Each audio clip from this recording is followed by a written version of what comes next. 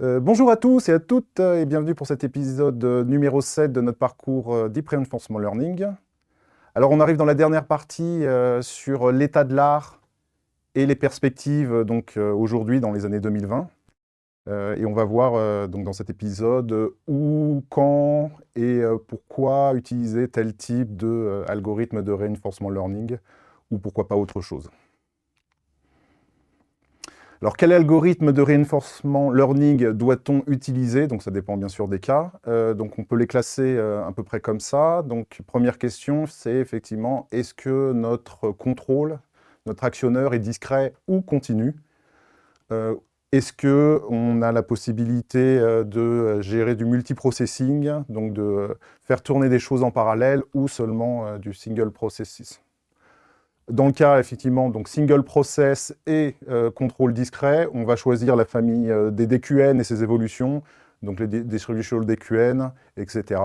À noter que c'est assez lent à entraîner, malgré le fait que ça soit efficace en sample, donc on a besoin de moins d'itérations que les autres, grâce au buffer replay, au buffer d'expérience.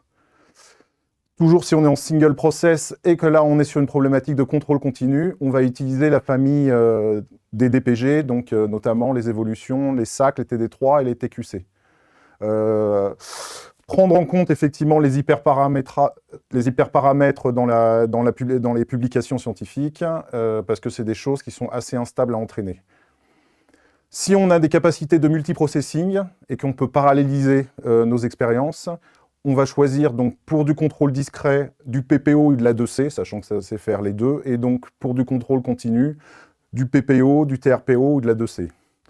Gardez aussi en tête que dans ce cas-là, on est sur des apprentissages assez sensibles aux hyperparamètres, donc il est bon effectivement de récupérer des hyperparamètres dans la littérature. Alors, si on prend effectivement un schéma structuré de nos différents algorithmes de reinforcement learning, donc on va s'intéresser à la branche gauche, donc le reinforcement learning modèle free, dit modèle free, c'est celui qu'on a vu pendant tout ce parcours.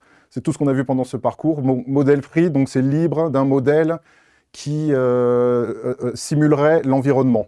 Donc là, on est dans notre cas, quand on a décrit, on a notre agent face à l'environnement, et c'est tout.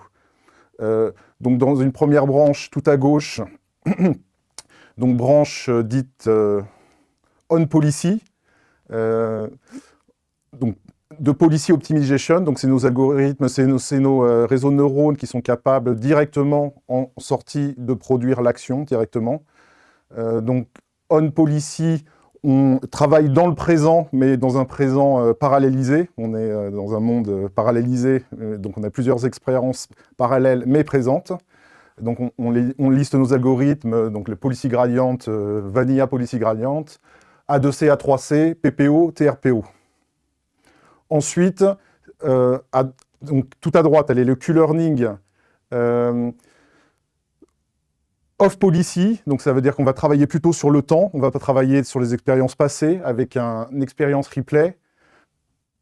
Cependant, donc la famille des DQN, qui a la limite par contre de ne marcher que sur du contrôle discret, parce qu'en sortie, on produit seulement une valeur, une estimation de Q. Donc on est juste capable de déterminer quelle action va nous amener à plus de récompenses, et donc on va choisir une action dans une liste.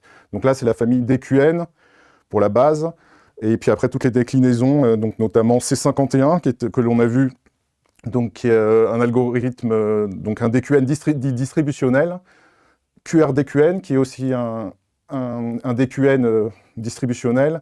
HER, c'est une évolution de l'expérience replay, pour Insight Experience Replay, et qui peut être, on ne l'a pas vu, mais c'est intéressant à aller voir, et qui est utile dans des cas particuliers, mais très intéressants, où on a des environnements qui donnent peu de récompenses.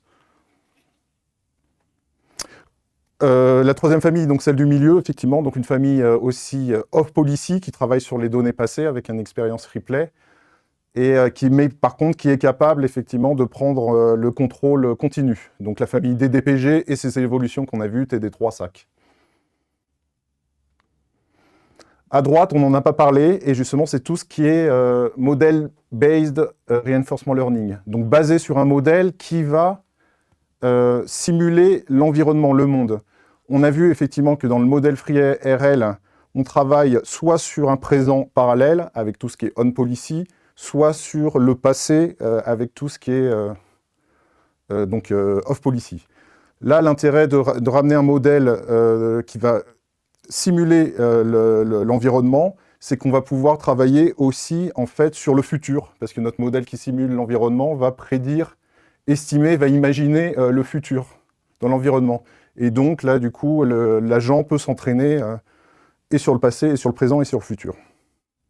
Donc deux branches, effectivement, on ne va pas parler de la branche connaissant le modèle, type AlphaZero, donc là on est dans les jeux, par exemple de Go, d'échecs, etc., où là on n'a pas besoin d'apprendre le modèle qui simule l'environnement, puisqu'en fait la règle du jeu est complètement déterminée, on la connaît, donc on est capable de modéliser sans apprentissage, effectivement, le futur de notre environnement. Par contre, on va s'intéresser rapidement, effectivement, à cette branche où on ne peut pas décrire avec des règles le futur, donc on va avoir un modèle qui apprend, qui prédit le futur, et donc qui permet effectivement d'améliorer l'apprentissage de nos agents.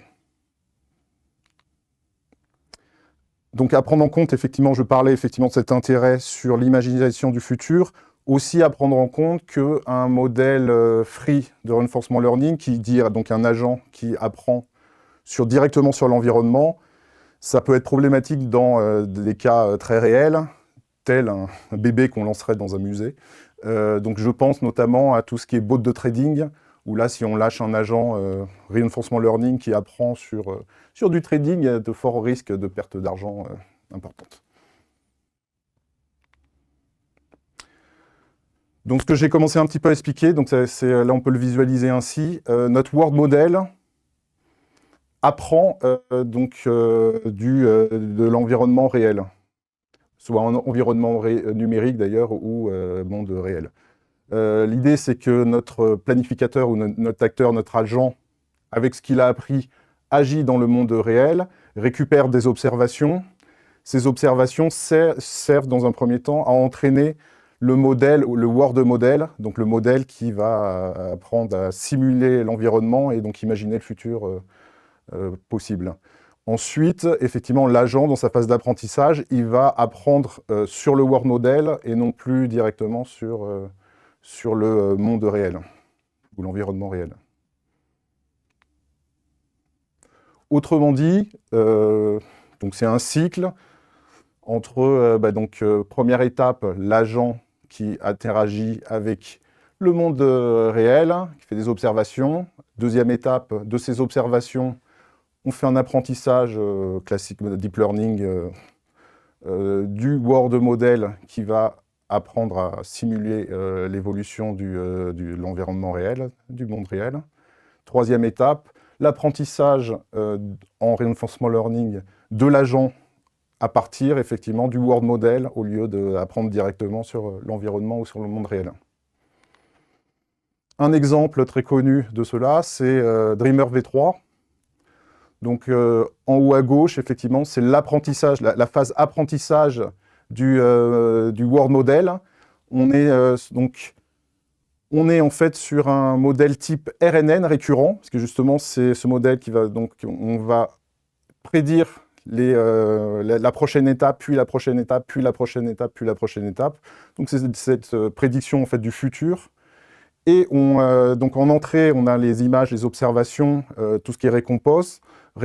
Et donc grâce à la technique de VAE que l'on a vu dans le parcours FIDOL, on encode et on décode. Donc en fait, on encode vers un espace latent, alors structuré, discret, donc exactement c'est un VQ-VAE.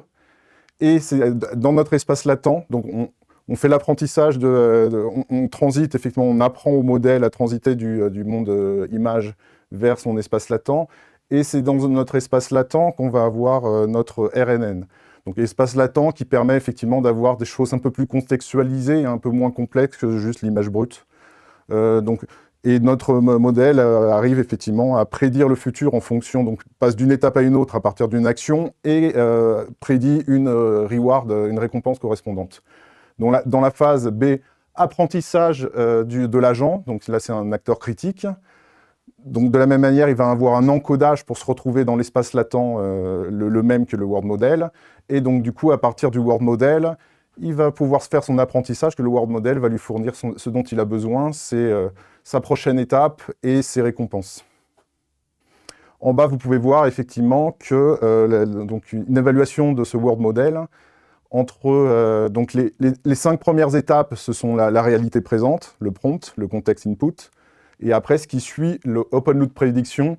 En haut, vous avez la réalité du monde réel, de l'environnement réel, et juste en dessous, l'imagination du modèle, du world model.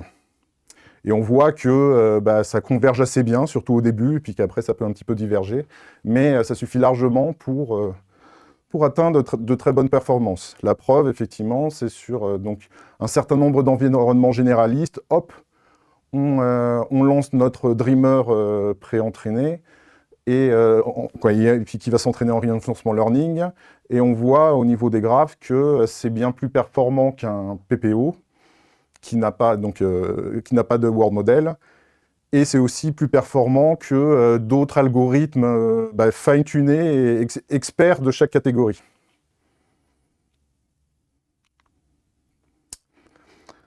Une frise, effectivement, donc quel algorithme choisir, on peut le dire d'une autre manière.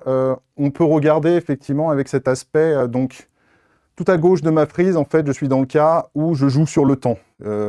Donc soit Q-learning avec une expérience replay, où on joue sur le passé, les expériences passées, même pourquoi pas, donc model-based reinforcement learning, où on va jouer sur le passé et le futur. Plus on va à droite, effectivement, plus on est là dans des mondes parallèles présents. Donc on va avoir en fait de l'environnement distribué, vectorisé, parallélisable, et on va jouer vraiment sur les expériences présentes.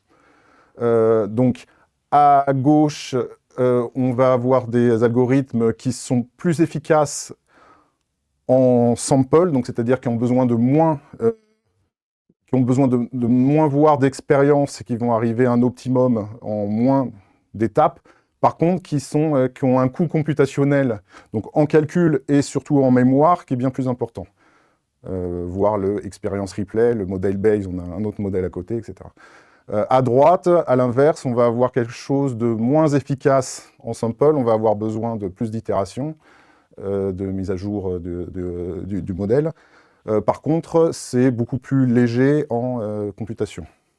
Les calculs se font plus rapidement, certes il y en a plus, et puis en termes de mémoire et de calcul, il y en a beaucoup moins par itération. Donc à gauche, on l'a dit, expérience replay, et voire même imagination du futur. À droite, on est en expérience live du présent parallélisable, multiple. Donc DeepMind et OpenAI, qui sont les grands acteurs historiques du reinforcement learning, on voit qu'il y a une tendance que DeepMind était plutôt sur le côté donc off policy, alors que OpenAI était plutôt sur le côté on policy.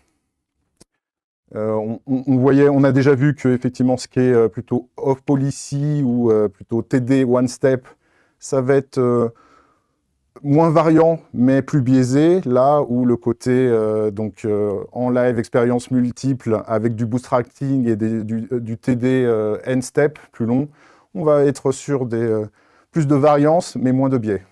Donc on peut dire effectivement qu'un environnement stochastique, donc avec stochastique et donc avec des récompenses qui peuvent changer dans le temps, c'est pas mal d'avoir en fait une expérience replay et une mémoire, donc plutôt à gauche. Un environnement dynamique qui va complètement évoluer aussi dans le temps, peut-être c'est plutôt intéressant s'intéresser juste au présent et un peu oublier le passé, donc on va être plutôt à droite. Et tout ce qui est multi-agent, ça se classe plus facilement aussi un peu plus à gauche. À partir de 2020, on va se poser la question, est-ce qu'on serait pas on n'aurait pas assisté à la mort du reinforcement learning parce qu'effectivement, le nombre de papiers, ce qui s'est passé en reinforcement learning entre 2013 et 2018, c'est juste incroyable. Il y avait énormément de papiers. Mais après, effectivement, il y a clairement eu un ralentissement des différentes évolutions d'algorithmes.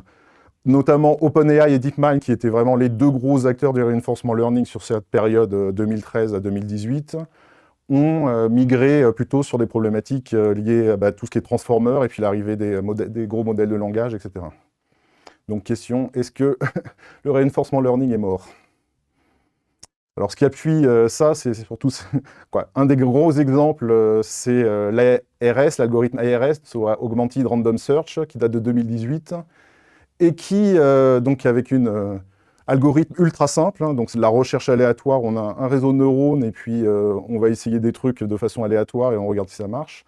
Et bien en fait, donc c'est de façon calculatoire beaucoup moins coûteux, et en plus, ça s'avère être super sample efficient, c'est-à-dire que très rapidement, on va réussir, avec peu d'itérations, comparativement aux algorithmes de reinforcement learning, on va réussir à traiter ces tâches-là d'environnement de locomotion, donc robotique, type Mijuko Locomotion, donc en fait des espèces d'archétypes de robots qui marchent, ou donc de la dextérité robotique, donc fortement simulée, certes.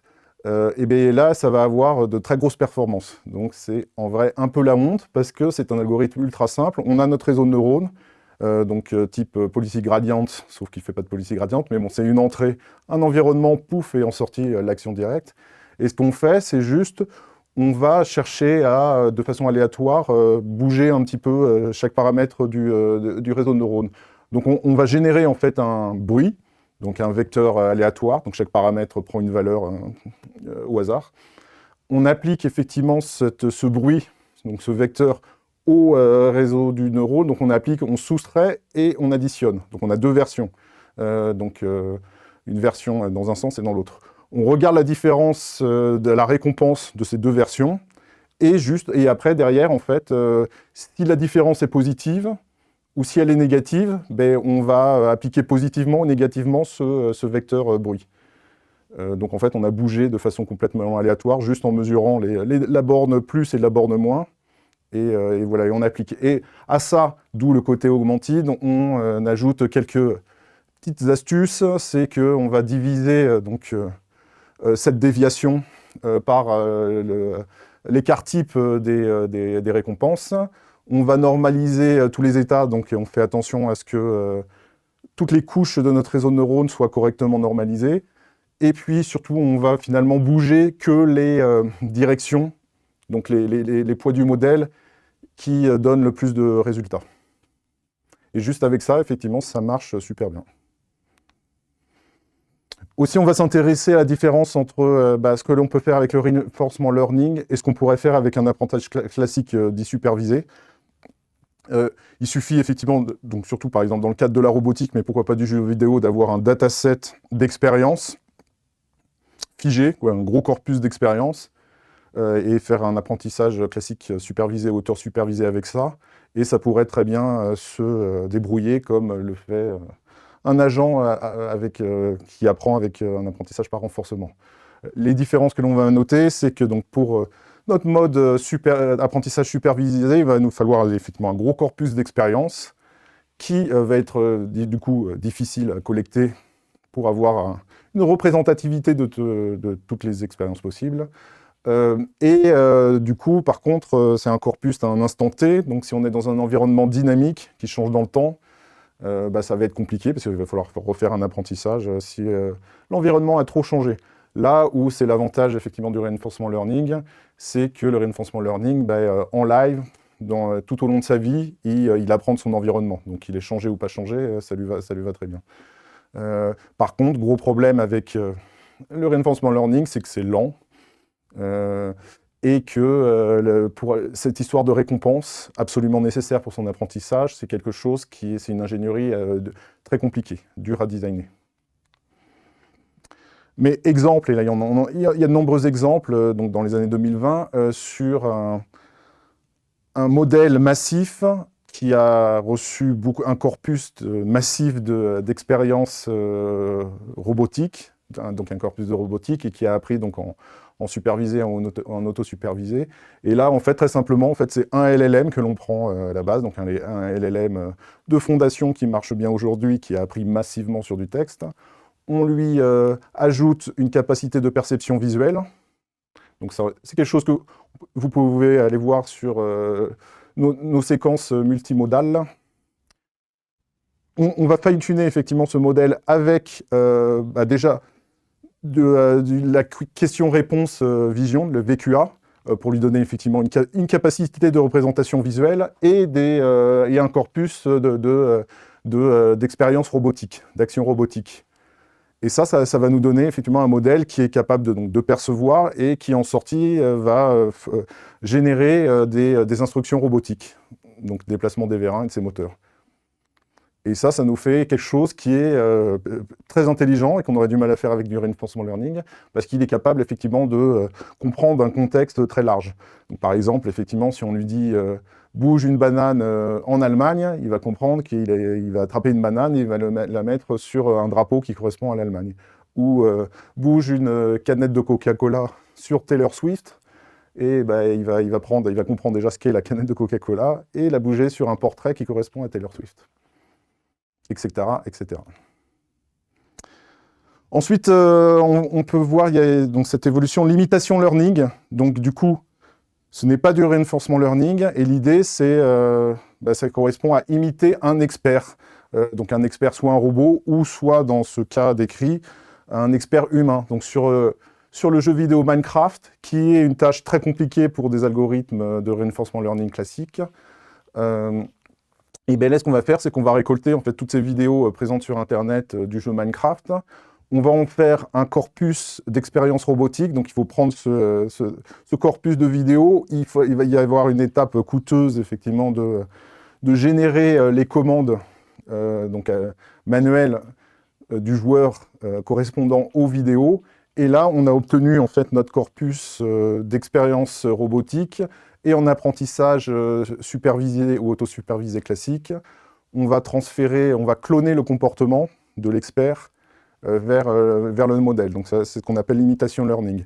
Derrière, effectivement, on pourra fine-tuner, pourquoi pas, ce modèle qui est déjà très bon, qui devient déjà très bon en Minecraft, mais avec du reinforcement learning. On pourra le fine-tuner avec du reinforcement learning pour peut-être terminer l'apprentissage et le rendre un petit peu meilleur. Mais sachant qu'on on ne part plus d'un modèle from scratch, mais bien d'un modèle qui est déjà quasiment expert.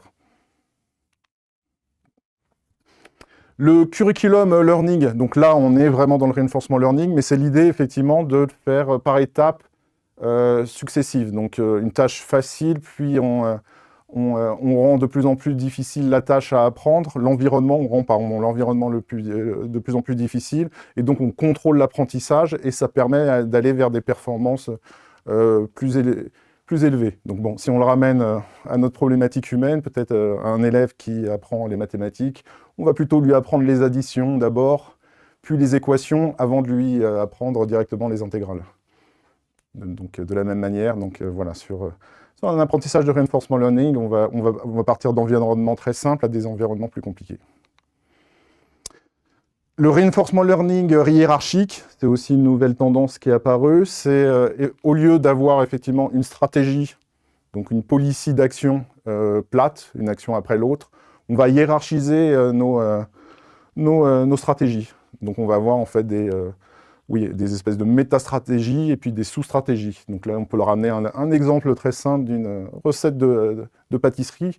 Donc on va avoir un méta-objectif qui est de faire une ganache. Donc pour faire une ganache, on va après identifier les différentes actions, puis un méta-objectif de monter des œufs en neige. Donc on va identifier ensuite classiquement la succession d'actions nécessaires, puis faire une crème pâtissière pour ainsi terminer notre pâtisserie. Le problème d'inefficacité, donc ce qui a fait que le reinforcement learning n'a pas explosé, c'est dû effectivement à l'inefficacité computationnelle. En deep learning classique, on sait que le GPU, c'est ce qui a fait le succès effectivement du deep learning. Là, en reinforcement learning, le problème, c'est l'environnement. L'environnement, donc souvent numérique, qui ne peut pas tourner très souvent, qui ne peut pas tourner sur un GPU. Donc ça ralentit complètement l'apprentissage, puisque l'accélération qu'on peut avoir juste sur les réseaux de neurones, sachant qu'en plus en reinforcement learning, les réseaux de neurones sont plutôt petits, Donc en fait, tout le ralentissement se fait au niveau de l'environnement qui tourne sur CPU. Donc l'idée, la solution, c'est bien sûr de réussir à passer nos environnements sur GPU, et de plus en plus, c'est faisable et possible et facile à exécuter. Donc dans les librairies type JAX, PyTorch, il y a des possibilités de vectorisation de nos fonctions, et donc de réussir à se retrouver avec un environnement parallélisable. Alors, aussi, par contre, oui, donc environnement parallélisable, mais du coup, il faut un peu modifier et surtout simplifier nos algorithmes. Donc, typiquement DQN. L'algorithme DQN, lui, il va travailler sur les expériences passées avec un replay buffer. Donc là, on va transformer un peu DQN pour l'amener sur quelque chose qui ressemblera peut-être plus à de l'on-policy.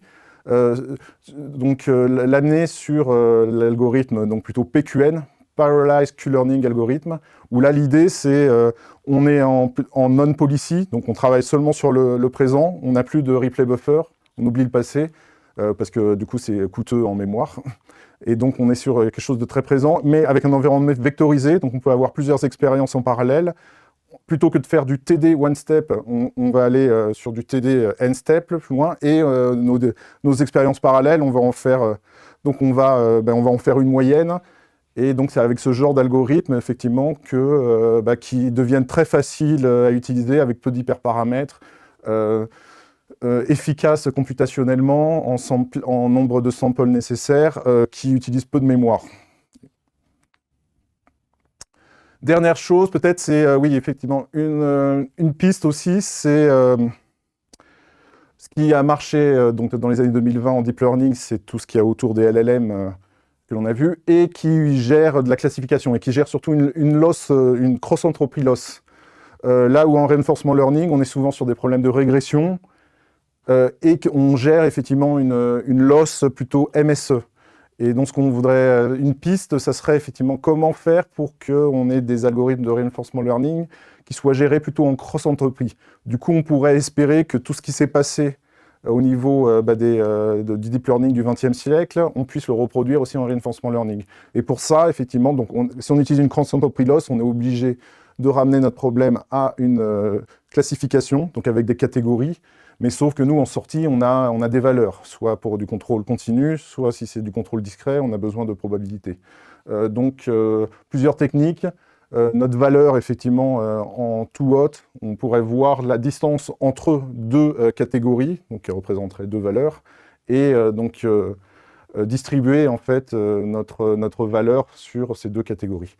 On pourrait avoir une distribution plutôt en gaussienne, donc là où on distribuerait sur plusieurs catégories, de manière gaussienne, ou une distribution de façon catégorielle, où en fonction des différentes rewards que l'on récupère, on les classe en histogramme, et ça nous donnerait ce genre de distribution. Alors sachant qu'a priori, ça serait plutôt la HL gaussienne qui serait la plus efficace, la plus prometteuse. Et voilà, et je vous retrouverai donc pour le 8e et dernier épisode où on va parler de reinforcement learning, donc spécifiquement, donc ce qui a fait le renouveau. Pour répondre à la question est-ce que le reinforcement learning est mort, ben non, avec tout ce qui arrive, tout l'intérêt du reinforcement learning est notamment sur les LLM et sur l'alignement des LLM, et on verra des problématiques de modèles de rewarding associés à cet alignement LLM.